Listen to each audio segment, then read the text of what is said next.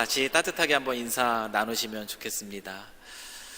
네, 우리 삼성교회 오늘 또 주일 2025년 마지막 주일날 또 예배 자리에 나오신 우리 성도님들 다시 한번 주의 이름으로 환영하고 축복합니다.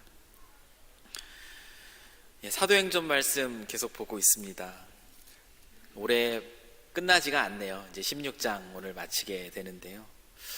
우리가 가진 삶의 에너지를 수치로 한번 환산을 해서 한번 100이라고 한번 생각을 해볼게요. 우리가 가진 삶의 에너지를 100이라고 한다면 한 해를 마무리하는 오늘 마지막 주인데, 한 해를 마무리하는 이 마지막 주를 보내는 이 시점에 지금 남아있는 여러분의 삶의 에너지는 몇 정도 되시는 것 같으세요?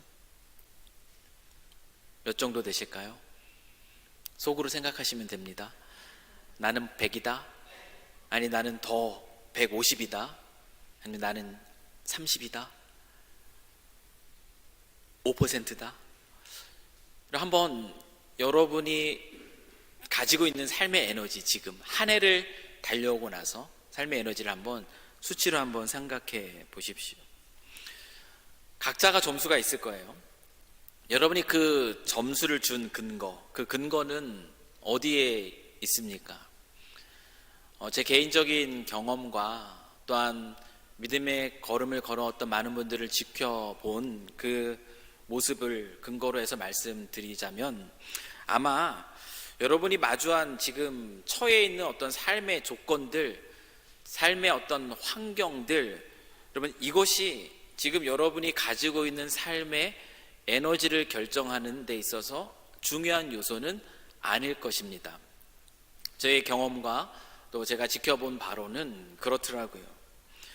왜냐하면 같은 상황에 우리가 처해 있다 할지라도, 때로는 그것이 뭐 좋은 상황이든 나쁜 상황이든 같은 상황 속에 있을지라도요, 어떤 분들을 보면은 삶의 에너지가 너무나 빨리 고갈되는 모습을 볼 때가 있어요. 근데 반대로 어떤 분들은 너무나 비슷한 환경 속에 있지만 오히려 삶이 끊임없이 재충전되고 있는 모습을 볼 때가 있기 때문에 그렇습니다. 여러분들은 어떠신가 한번 제가 여쭙고 싶어요. 점수를 한번 내보라고 말씀을 드렸는데 여러분은 지금 어떠십니까? 많이 소진되어 있는, 많이 고갈되어 있는 그런 모습입니까? 아니면 여전히 잘 충전되어 있는 그 모습으로 지금 이 마지막 주를 보내고 있습니까? 여러분, 이러한 차이를 만들어내는 중요한 요소가 있습니다. 이러한 차이를 만들어내는 것이 과연 무엇일까요?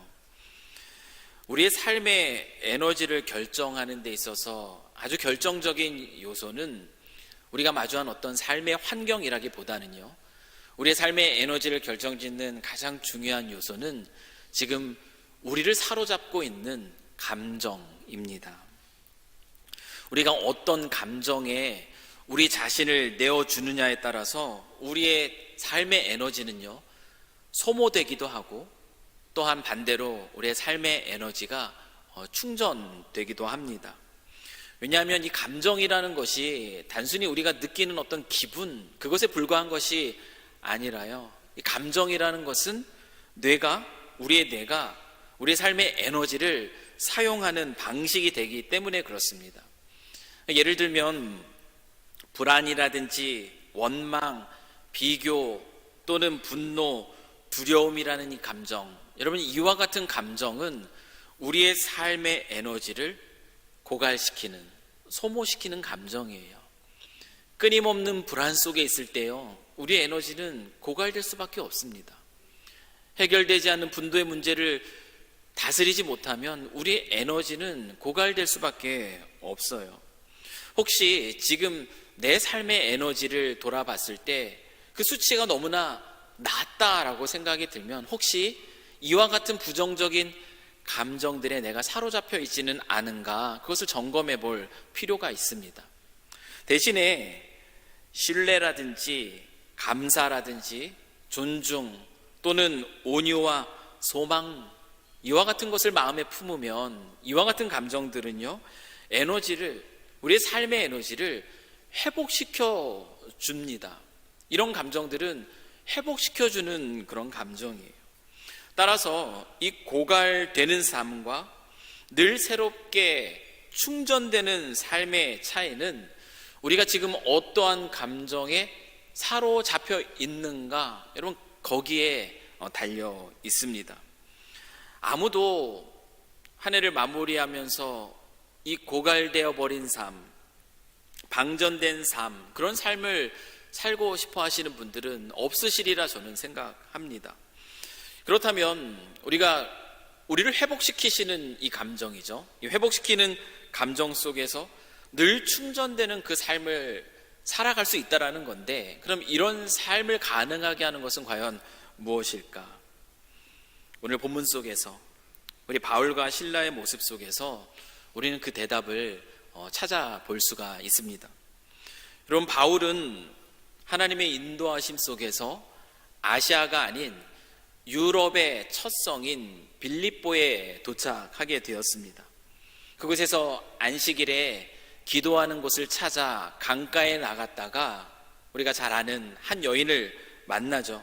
빌립보 교회의 시작에 있어서 너무나 중요한 역할을 했던 루디아라 하는 여인을 바울은 만납니다. 이것이 지난주 본문의 내용이었습니다. 오늘은 또 다른 한 날에 바울이 기도하러 가다가 귀신 들린 점치는 한 여종을 만난 것으로 오늘의 이야기는 시작이 됩니다. 여러분, 당시 문화 속에서 여종이라는 것은 어떻습니까? 여종이라는 신분은요, 하나의 인격이 아닙니다. 하나의 인격이라기보다는 주인이 자기의 마음대로 부리며 때로는 학대할 수도 있고 또 매매할 수도 있는 그런 하나의 물건에 지나지 않았습니다. 사회의 최하층에 있는 그 여종의 삶은 비참한 것이죠. 그런 삶을 사는 여종이었어요. 그런데 더 안타까운 것은 무엇이냐면 그 여종은 그녀의 영혼마저도, 육체도 종되어 있는데요, 그 영혼마저도 귀신의 종이 되어 있다는 거죠. 귀신에 사로잡혀 있었습니다. 아마 가끔은 제정신이 돌아올 때도 있을 거지만 아마 대부분의 시간들은 귀신에 사로잡힌 채 그런 삶을 살았을 것이에요. 여러분, 바울의 일행을 보고 나서 그 여종은 귀신 들린 상태에서 바울을 보고선 단번에 뭐라고 얘기합니까? 이 사람들은 지극히 높은 하나님의 종으로서 구원의 길을 너희에게 전하는 자라라고 그들이 누구인지 그 정체를 너무나 정확하게 설명을 합니다. 그러니 그 주인이 귀신 들린 그 여종 어디다 쓰겠어요? 일반적인 일 하는데 제대로 사용할 수 없겠죠.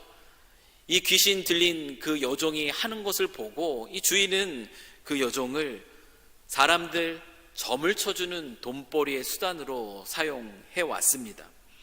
귀신 들린 그 안타까운 그 여인의 상황마저 돈벌이 수단으로 주인에게 착취당하고 있었던 것이에요. 그 여인의 삶은요, 너무나 비참한 가운데 있었습니다. 근데 그러던 어느 날 바울이 그 여종을 귀신으로부터 해방시켜 줍니다. 예수 그리스도의 이름으로 그 여인을 사로잡았던 그 귀신을 꾸짖자 그 귀신은 즉시 그녀를 떠납니다. 여러분, 이 일은 귀신 들렸던 그 여종에게 얼마나 잘된 일인지 몰라요. 육체도 종으로 사로잡혀 있는데, 아니 그 영혼마저 귀신에 사로잡혀서 그런 비참한 삶을 살아가던 여인이었는데 귀신이 떠나게 된 거죠. 이 여인에게 너무나 잘된 일입니다. 너무나 선한 일을 이 바울과 실라는 행한 것이죠. 그런데 이 일로 인해서 오늘 본문은 문제가 생겼다라는 것을 우리에게 보여주고 있습니다. 한 영혼을 귀신에게 해방시켜준 이 선한 일, 이 선한 일로 인해서 이 바울과 실라는 그 여종의 주인의 모함을 받습니다. 그리고 관리들에게 잡혀가요.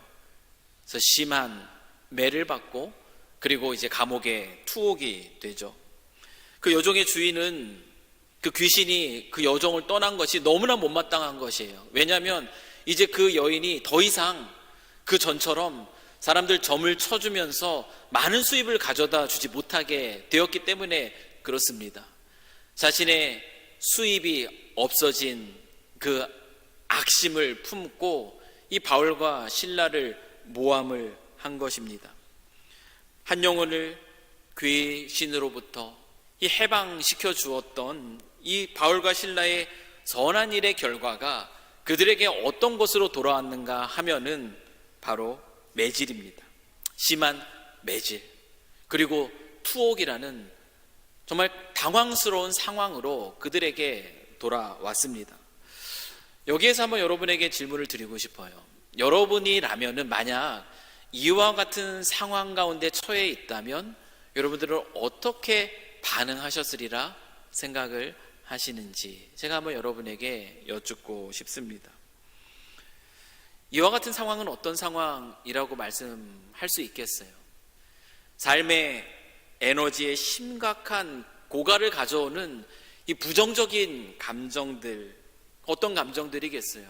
아니, 도대체 이게 무슨 상황인가? 이 상황에 대한 억울함과 이것으로 인한 원망함이 가득할 수 있는 상황이에요. 아니, 어떻게 내가 해준 그 선한 일에 대해서 나에게 이렇게 갚을 수 있는가? 그 분노를 사귀지 못하는 그런 상황이 바로 이런 상황입니다. 또 한편으로는 왜 하필 이와 같은 일들이 나에게 벌어진 걸까? 이 자기 연민에 빠질 수 있는 상황입니다. 부정적인 감정들에 충분히 사로잡힐 수 있는 그런 상황이에요. 그래서 삶의 에너지가 고갈되고 그것으로 인하여서 무너지기 쉬운 상황이 바로 바울과 실라가 마주하고 있는 그런 상황입니다. 그런데 아마 이 본문의 내용들을 다 익숙하니까 아마 잘 아실 텐데요, 이런 상황을 마주하고 있는 바울과 실라의 모습은 어떻죠? 이와 같은 너무나 당황스럽고 너무나 억울한 상황을 마주하고 있는 이 바울과 실라의 반응은 우리가 이미 알고 있는 것처럼 너무나 놀랍습니다. 옷이 찢기고 심한 매질을 당하고 그리고 몸이 움직이지 못하도록 발에 그 단단한 그 족쇄가 채워진 상황, 이와 같은 상황 속에서 바울과 실라는 어떻게 반응하고 있는가? 우리 사도행전 16장 25절 말씀을 함께 읽기를 원합니다. 우리 함께 읽습니다. 자, 시작. 한밤중에 바울과 실라가 기도하고 하나님을 찬송하며 죄수들이 듣더라. 여러분, 바울과 실라의 반응은 기도였습니다. 바울과 실라의 반응은 찬송이었습니다. 그냥 그런가 보다 하고 넘어갈 수 있는 장면이 아니에요. 선한 일의 결과는 매질과 투옥이었습니다. 너무나 당황스럽고 억울한 상황이에요. 부정적인 감정에 사로잡히기 쉬운 상황입니다. 이 상황 속에서 바울과 실라의 반응은 무엇이냐면 기도였어요. 그리고 찬송이었습니다. 여러분, 이들이 기도했다라는 것, 여러분이 기도했다라는 것이 무엇을 의미하는 줄 아세요? 여러분, 기도했다라는 것은요, 그들의 마음의 시선이 어디에 놓여져 있는지를 보여주는 아주 너무나 중요한 모습, 증거가 됩니다. 그들의 마음의 시선은 어디에 있는가? 너무나 당황스럽고 억울해 보이는 그 상황 속에 그들의 시선이 놓여 있지 않았다. 그들의 시선은 어디에 놓여 있는가 하면은 그 모든 상황을 주관하시는 하나님께 그들의 시선이 놓여 있습니다. 이것이 바로 기도입니다.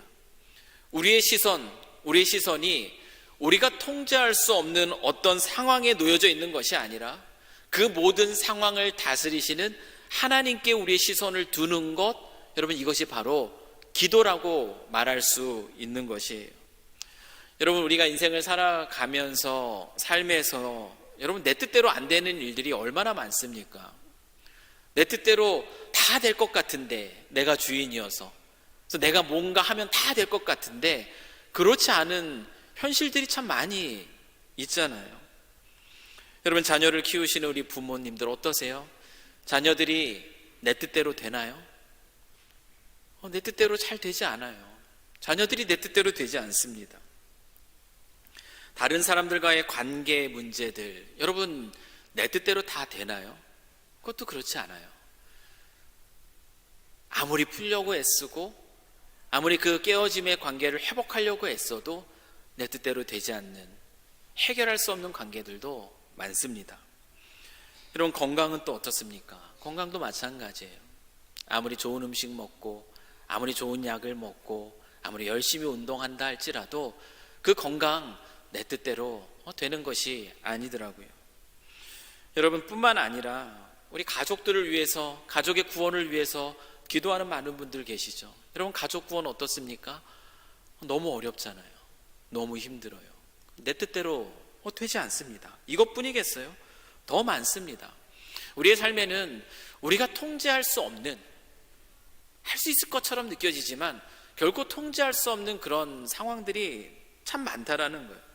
이런 상황을 우리가 어떻게든 뭔가 다루려고 애쓸 때, 뭔가 통제를 해보려고 애쓸 때, 그때 우리의 마음에 찾아드는 감정들이 어떤 감정들이겠어요? 그 감정들은 대부분이 다 부정적인 감정일 거예요.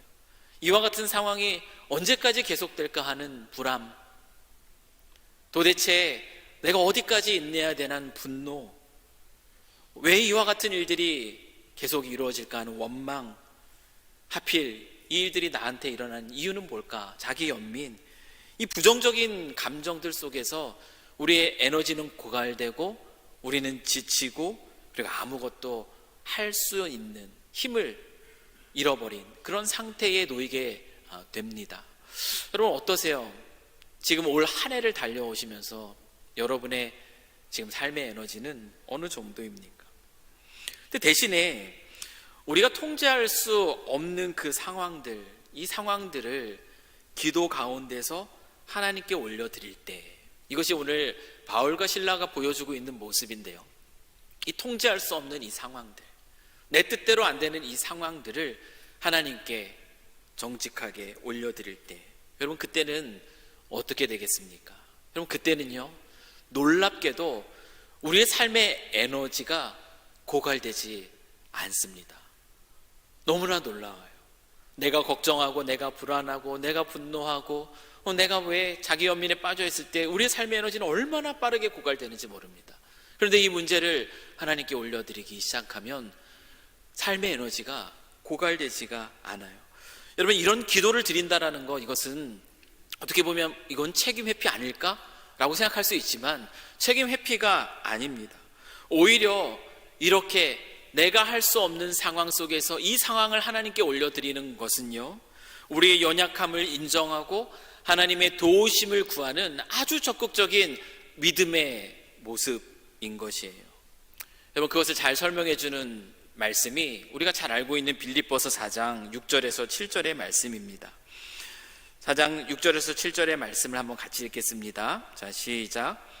아무것도 염려하지 말고 다만 모든 일에 기도와 간구로 너희 구할 것을 감사함으로 하나님께 아뢰라. 그리하면 모든 지각에 뛰어난 하나님의 평강이 그리스도 예수 안에서 너의 마음과 생각을 지키시리라. 아멘. 우리가 너무 잘 아는 말씀이죠. 여러분, 이 말씀이 우리에게 주고 있는 메시지 무엇입니까? 기도하는 가운데 우리의 삶의 에너지는 더 이상 고갈되지 않는다, 이 메시지를 주고 있어요. 다른 말로 말하면 기도하는 가운데 우리의 마음속에 부어지는 그 하나님의 평강이 우리의 마음과 생각을 지켜준다, 고갈되지 않는다, 소모되지 않는다라는 것을 보여주는 말씀이 바로 이 말씀입니다. 여러분, 이와 같은 기도가 우리의 삶 속에 시작될 때, 그때 우리에게 나타나는 또 다른 중요한 것은 무엇이냐면 찬송이에요. 찬송이 시작됩니다. 여러분, 찬송의 가장 핵심적인 내용이 뭐라고 생각하세요? 찬송의 가장 핵심적인 내용, 내 마음의 아픔을 하소연하는 것을 또한 은율에 담아서 부르는 것, 이것도 하나의 찬송의 한 소재가 될 수 있죠. 그런데 이 찬송, 오늘 본문 속에 바울과 실라는 기도하고 찬송했다라고 하는데요, 이 찬송의 가장 핵심적인 내용은 무엇이냐면 하나님의 성품과 하나님의 능력을 선포하는 것. 여러분, 이것이 찬송의 가장 큰 핵심입니다. 찬송한다라는 것은 무엇인가? 내가 아는 그 하나님의 성품을 선포하는 것이에요. 내가 아는 그 하나님의 능력, 말씀을 통해서 깨닫게 된 하나님의 능력을 선포하는 것. 여러분, 이것이 찬송입니다. 선하신 하나님을 우리가 찬송 가운데 선포할 때 그때 우리의 마음속에 부어지는 것이 무엇이겠어요? 사랑하는 그의 자녀들에게 가장 좋은 것 주시는 그 하나님의 선하신 인도하심 앞에서 그 마음속에 하나님을 향한 기대가 가득 넘치는 거죠. 여러분, 공의로우신 하나님, 그 공의로우신 하나님을 선포할 때 우리의 마음속에 부어지는 것이 무엇이겠습니까? 하나님이 나를 더 이상 이 억울한 상황에 놓이지 그냥 내버려 두지 않으시겠다라는 하나님의 지키심과 보호하심에 대한 확신 속에 마음의 안전함을 느끼게 되는 것이, 모든 것을 다 아시는 하나님, 말씀이 가르쳐 주는 것처럼 어느 곳에나 계시는 하나님, 무엇이나 하실 수 있는 하나님, 그 하나님의 능력을 선포할 때 우리의 영혼은 힘을 공급받지 않을 수가 없는 것이죠. 여러분, 시편 22편 3절은 그래서 이렇게 말합니다. 이스라엘의 찬송 중에 계시는 주여. 여러분, 이 고백은 누구의 고백인가 하면 다윗의 고백입니다. 다윗은 얼마나 많은 고통과 어려움 속에 있었어요. 그런데 그는 이렇게 고백해요. 하나님이 어디에 계신다? 찬송 가운데 계신다. 찬송이 뭐라 그랬죠? 하나님의 성품과 하나님의 능력을 선포하는 것이에요. 찬송 가운데 하나님의 임재를 강력하게 누린다라는 것이 바로 이 다윗의 고백입니다. 찬송은 우리로 하여금 하나님의 임재, 무엇입니까? 하나님이 나와 함께 계신다, 임마누엘 되신다라는 그 하나님의 임재를 친밀하게 누리게 하는 은혜의 방편이 되는 것, 그것이 바로 찬송이에요. 그래서 우리의 삶에 필요한 것이 찬송입니다. 우리의 찬송이 잃어버린 상태에 있을 때 우리의 삶의 에너지는 아마 고갈되어 있을 겁니다. 그러나 찬송 가운데 있을 때 우리는 하나님의 임재 안으로 들어가요. 그 임재를 더 깊이 있게 누리게 되는 거죠. 그래서 이 찬송은 우리로 하여금 우리가 마주한 삶의 문제들, 삶의 어려움들, 그 답답해 보이는 그 삶의 환경들을 뛰어넘게 하는 가장 강력한 영적인 무기가 됩니다. 그것이 바로 찬송입니다. 여러분, 오늘 본문 속에서 바울과 실라는 그 깊은 감옥 속에서 기도했고 그리고 찬송했습니다. 이 찬송의 결과로 나타난 일이 무엇이죠? 16장 26절의 말씀이에요. 이에 갑자기 큰 지진이 나서 옥터가 움직이고 문이 곧 다 열리며 모든 사람의 매인 것이 다 벗어진지라. 여러분, 이 놀라운 기적입니다. 이 놀라운 기적, 이 일은, 찬송이 우리가 마주한 삶의 환경을 뛰어넘게 하는 강력한 능력이 있다는 것을 보여주는 시각적인 장치입니다. 그 시각적인 장치로 하나님이 특별히 이 상황 속에서 나타내 보여주신 것이에요. 여러분, 이 기적을 보면서 오해하지는 마십시오. 우리가 찬송하면, 우리가 찬송하는 자리마다 그 감옥의 문이 다 열릴 것이라고 오해하지는 마십시오. 이 문이 열리는 것은 아니에요. 다 그런 것은 아닙니다. 그러나 이 기적이 상징하는 것처럼 하나님을 찬송하는 자의 영혼, 여러분, 그 영혼을 가둘 수 있는 것은 아무것도 없다라는 것은 성경이 우리에게 보여주는 너무나 분명한 진리라는 것이에요. 여러분, 육체에 고통되어 하나님을 찬송하는 영혼을 가둘 수 없습니다. 여러분, 관계의 깨어짐과 무너짐 속에 있는 이들도 하나님을 찬양하는 그런 영혼 가운데 있다면 그것이 그 영혼을 가둘 수가 없어요. 삶의 수고로움과 어려움도 하나님을 찬양하는 자의 그 영혼을 가둘 수가 없습니다. 그럼 결국 하나님을 찬양하는 자는 어떠한 삶을 살아가게 되는가? 그 이후의 말씀들이 그 내용들을 우리에게 가르쳐주고 있는데요. 하나님을 찬양하는 자의 삶, 하나님의 성품을 묵상하고 선포하고 하나님의 능력을 묵상하고 선포하는 자의 삶은 자신의 힘이 아니죠. 하나님의 능력을 힘입어 삽니다.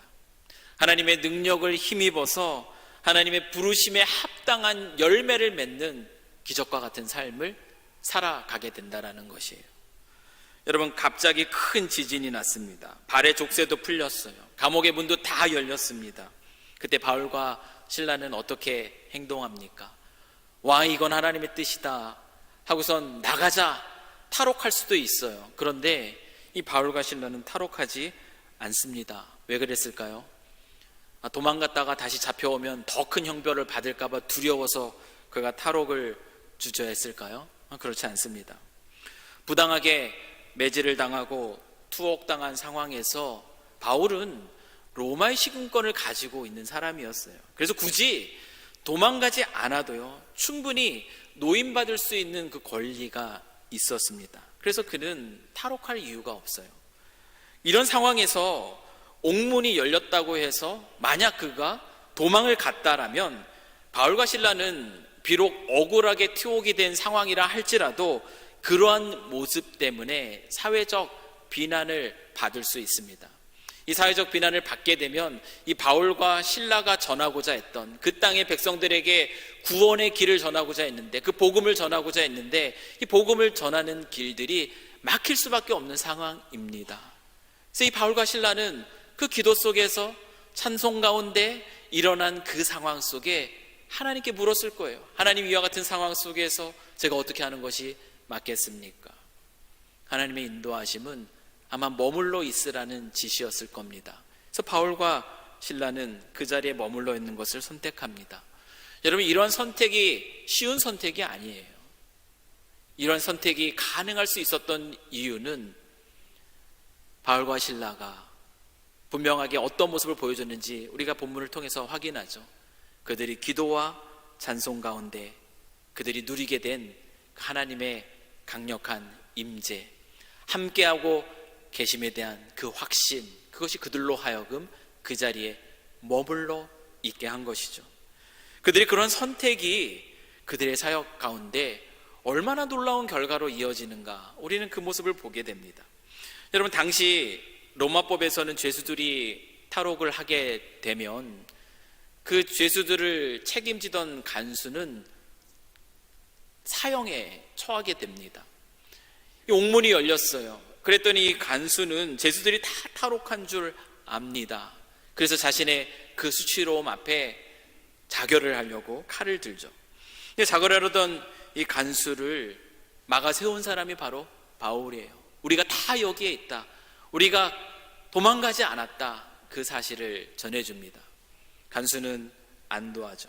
그리고 이 간수는 묻습니다. 16장 30절 말씀이에요. 그들을 데리고 나가 이르되 선생님들이여, 내가 어떻게 하여야 구원을 받으리이까 하거늘. 바울과 실라가 그 옥중에서 보여줬던 그들의 구별된 모습, 그들의 예사롭지 않은 그 모습은 간수로 하여금 그들이 전한 구원의 길에 대해서 영적인 관심을 갖게 만듭니다. 그래서 그는 묻고 있는 것이에요. 어떻게 해야 구원을 받으리까? 그 질문 앞에 바울은 복음을 전할 수 있는 기회를 얻게 되죠. 그리고 우리가 잘 아는 말씀을 바울은 전합니다. 사도행전 16장 31절 말씀을 다 함께 읽습니다. 시작. 이르되 주 예수를 믿으라, 그리하면 너와 내 집이 구원을 받으리라 하고. 간수는요, 놀랍게도 그 말씀 앞에 즉각적으로 반응합니다. 그 자신만 세례를 받았을 뿐만 아니라 그 모든 집안 사람들이 다 세례를 받게 되는 것이에요.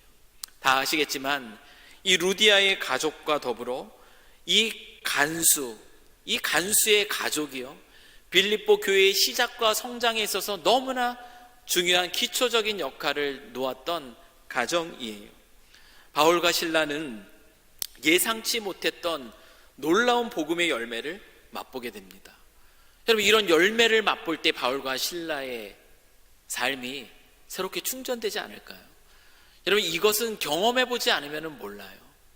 하나님께서 나의 삶을 통해 놀라운 복음의 열매를 맺어가시는 것, 정말 예상치 못했던 방법으로 그 일들을 이루어 가시는 모습을 경험하게 되면 그 삶의 에너지는 놀랍게 채워지는 거죠. 사랑하는 성도 여러분, 오늘 본문을 통해서 본 바울의 모습, 신라의 모습, 여러분, 이들의 모습은 어떤 모습입니까? 여러분 어떻게 느껴지세요? 여종에게서 귀신을 쫓아내준 그 선한 일로 인해서 그들은 억울한 일을 당합니다. 당황스러운 일을 당해요. 그 결과가 매질과 투옥이었어요. 어려움으로 이어졌습니다. 그런데 그들이 마주한 그 어려움 속에서 그들은 어떻게 반응하죠? 기도합니다. 그리고 찬송했습니다. 한밤중에 죄수들은 그 깊은 그 감옥을 가득 채운 이 바울과 실라의 기도를 듣고 찬송을 들었습니다. 그리고 그 기도와 찬송의 대상이 되시는 하나님의 능력을 큰 지진으로 옥문이 열리는 그 상황 속에서 그 죄수들은 또한 눈으로 보게 됩니다. 이 상황 속에서 간수는 바울과 실라가 전한 복음 앞에 마음의 문을 열고 반응하여 그와 온 집안이 그리스도 예수를 믿게 되죠. 이후 이 바울과 실라는 풀려나게 되는데요, 풀려난 이후의 모습도 너무나 놀랍습니다.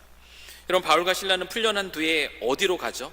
루디아의 집으로 갔다라고 얘기해요. 루디아의 집은 다시 말하면 무엇입니까? 가정교회입니다. 빌립보 교회예요. 그 시작이 거기서 이루어진 거죠. 바울과 실라의 육체는 어떤 육체였겠습니까? 심한 매질로 인하여 상처투성이었을 거예요. 그런데 그 몸으로 어쩌면 빌립보 교회의 위로를 받아야 될 그 몸이 어떤 모습으로 드러나고 있는가? 매질로 찢긴 몸으로 도리어 형제들을 위로합니다. 여러분, 이것이 고갈된 사람이 할 수 있는 일이 아니에요. 삶의 에너지가 소모된 사람이 할 수 있는 일이 아닙니다. 그 상황 속에서도 바울과 실라는 기도와 찬송을 통하여서 그 영혼이 충전이 되고요, 기도와 찬송 속에 하나님의 뜻 가운데 있던 그 선택 속에서 놀라운 복음의 열매를 맛봄으로 또 충전이 된 것이죠. 비록 육신은 매질로 인하여서 상처투성이야 할지라도 그는 그 충전된 그 충만한 모습으로 형제들을 위로하고 떠납니다. 바울과 실라의 삶은 삶의 환경에 매이고 부정적인 감정에 사로잡혀서 고갈돼 버린 그런 삶이 아니었습니다. 우리의 삶은 어떻습니까? 바울과 실라의 삶은 그럼 아무것도 하지 않죠. 아무것도 하지 않는 것으로 나의 에너지 소모를 최대한 줄여서 버텨보는 그런 삶도 아니었습니다. 우리의 삶은 어떻습니까? 오늘 본문 속에서 바울과 실라의 삶은요, 삶의 에너지가 정말 많이 소모될 수밖에 없는 그 예상치 못한 그 어려움의 환경 속에 있었지만 바울과 실로는 기도와 찬송 가운데 새 힘을 공급받았고요, 그리고 말씀드렸던 것처럼 기적과 같은 복음의 열매를 맛봄으로 또 새 힘을 공급받아서 도리어 형제들을 위로하는 자로 드러나고 있습니다. 부정적인 이 감정의 삶의 에너지를 소모하며 어떤 열매도 보지 못하는 인생, 때로는 우리의 삶이 이와 같다라고 느껴질 때가 있어요. 신앙생활을 해오지만 부정적인 수많은 감정들에 나의 삶의 에너지를 빼앗기고요, 내 삶의 그 어떤 열매도 보지 못하는 그런 삶을 살아가고 있는 것처럼 느껴질 때 있지 않습니까? 그게 우리의 모습 아니겠어요? 근데 이런 인생이 우리 그리스도인이 살아가야 할 인생이냐는 거죠. 우리 인생이 그런 인생 아니잖아요.